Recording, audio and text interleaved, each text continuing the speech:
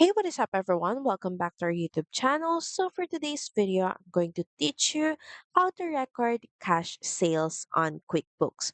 So, first, you may want to head over to qbo.intuit.com, and from here, you may want to log in to your QuickBooks account. Then, next, in the left panel, start by clicking on the New button. Then, next is click on Sales Receipt. And from here, all you have to do is fill in all the details and information about the sales. And from here, we're just going to start by choosing a customer. And of course, in the payment method, we're going to choose cash.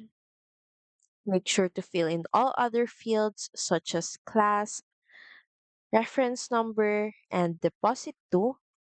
Also fill in the service column, starting with the service date, what product or service is availed, description, quantity, rate, and amount.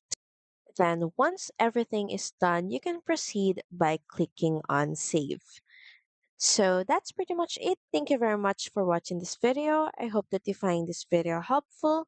And if you do, please don't forget to like, share, and subscribe to the channel. And I will see you again on the next one. Bye!